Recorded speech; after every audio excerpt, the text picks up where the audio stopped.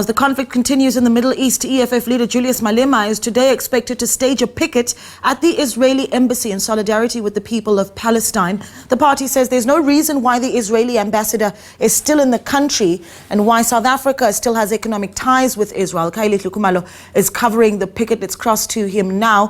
Khayelihle, a good morning to you. I mean, firstly, I think let's start with what the numbers are looking like. Certainly looks like tight security out there as well.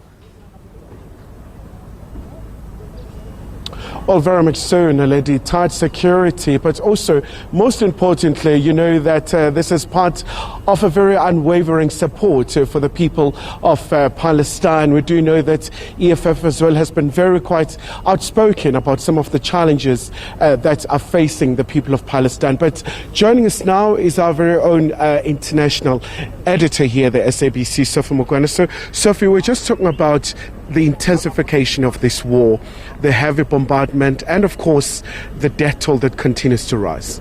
Well, indeed, you saw last night that there was heavy offensive against Gaza, but now we are also looking at the West Bank, where there has been bombardment and some people lost their lives.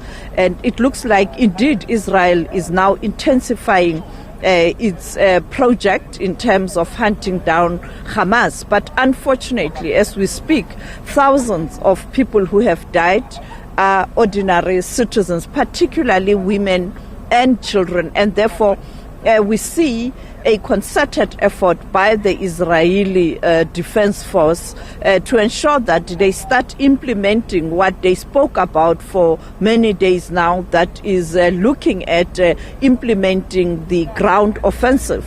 We saw yesterday there were also some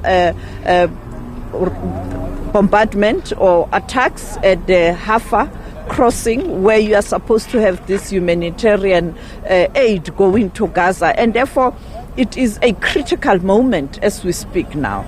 This past weekend, we saw the leaders gathering, including the current president, Cyril Ramaphosa, talking about the responsibility for the international community in terms of making sure that we see the peace talks resuming, so that the warring factions can understand the seriousness of the situation. The talks in Cairo, Egypt, hosted by the president of Egypt, didn't go far enough, because when you look at what transpired, much as there were strong statements, particularly from the King of Jordan, calling on the international community for not doing enough to ensure that they find a solution to this protracted conflict in the Middle East. And the president of South Africa, President Ramaphosa, also very strong, blaming both sides for this offensive and ordinary people dying, but also calling out those countries who are supporting both Hamas and the Israeli Defense Force with armaments, because the more you give these two groups arms, you are saying they must continue to fight, and calling for cessation of violence and hostilities, and also calling for aid to be delivered in those affected areas, that is particularly Gaza, where ordinary women and children are victims, and also in relation to health needs of people living in Gaza, as requested by the World Health Organization's Director General, Dr. Tedros. But when they were supposed to come up with a statement, a joint statement, the European countries that are in alliance with America, they are supporting Israel, were a spoiler. They didn't want to agree to that statement. Now we find ourselves as the world again in a similar position as it did happen with the war in Ukraine between Russia and Ukraine, where the superpowers are taking different postures. That brings us to the Security Council. The paralysis in the Security Council. You know that Russia did present a resolution.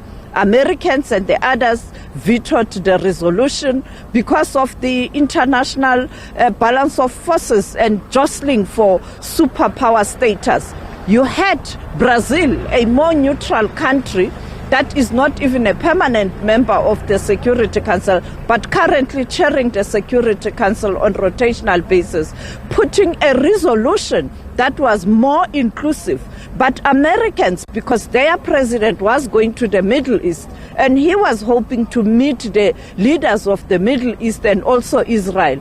And that posture to try and portray America as a powerful voice, they vetoed that resolution because they didn't want the resolution to take a limelight when their leader was in the Middle East.